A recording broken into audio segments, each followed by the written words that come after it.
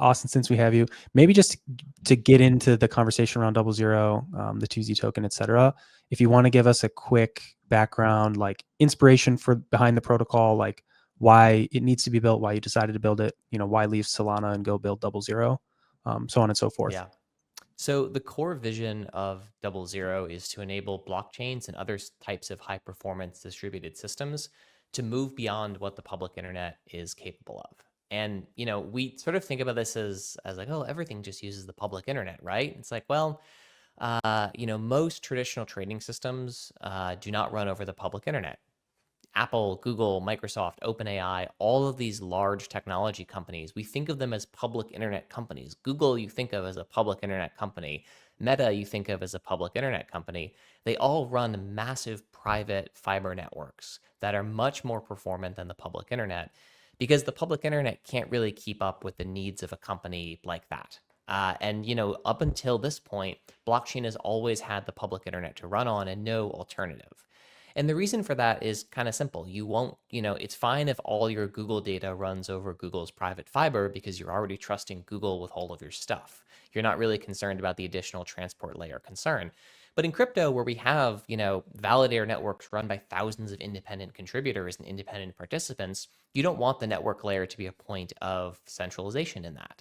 And so the main sort of innovation, you could say, of the DoubleZero network over what you get in a traditional high-performance fiber network is it's run by multiple independent contributors. We have 12 independent contributors on the network today, and that basically means that you have certain amounts of censorship resistance and security guarantees that you would not have in transiting over traditional fiber.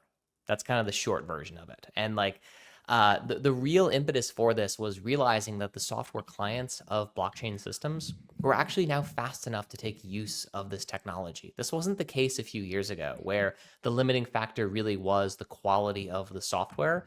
The software validator clients from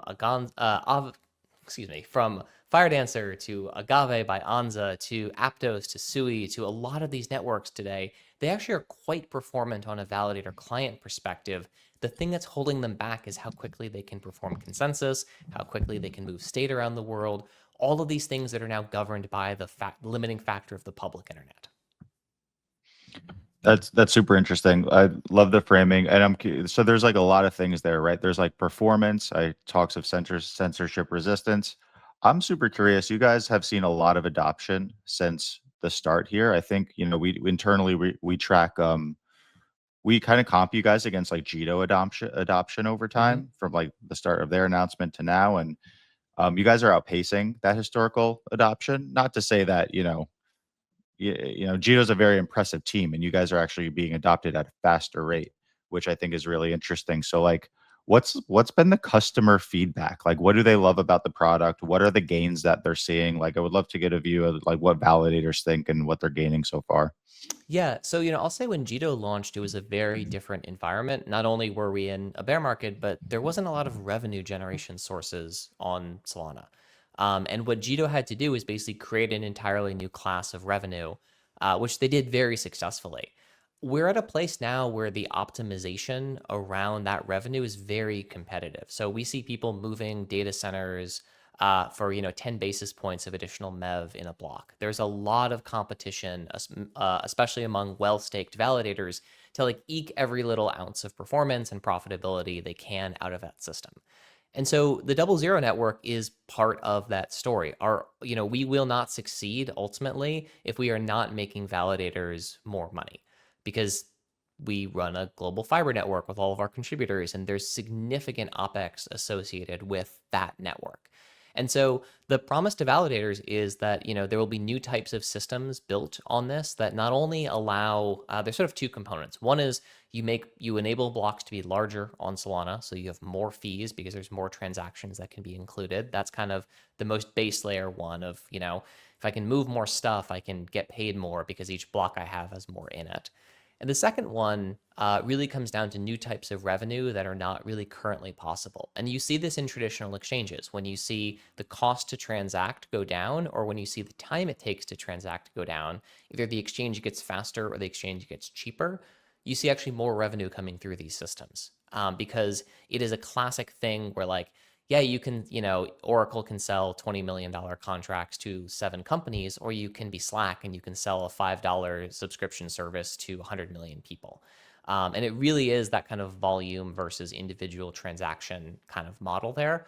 And so that's kind of that really is our North Star is can we make validators more money? What we've seen in the early days of mainnet beta and on the testnet as well is that we're able to do things like reduce skip rates, which is basically a time when a validator is supposed to make a block, but for whatever reason they can't. Maybe they don't have fresh enough data, all these other types of things. And so preventing validators from losing money is similar to making them more money. And so it's a more complex story for the benefit to a validator. But the benefit to a network like Solana is actually, outstrips the benefits to individual validators. And that is where you run into classically a cold start problem when the aggregate benefits are felt by all users of the network, but an individual validator doesn't necessarily have the incentive to make that choice. And that's kind of where I think like there's a lot of social pressure on Solana to always keep improving and make the network faster and faster. There's a stake pool that delegates to validators on DoubleZero to sort of help compensate them for some of that as well. But it really is all about increasing bandwidth and reducing latency and letting these systems be able to reach their theoretical limits.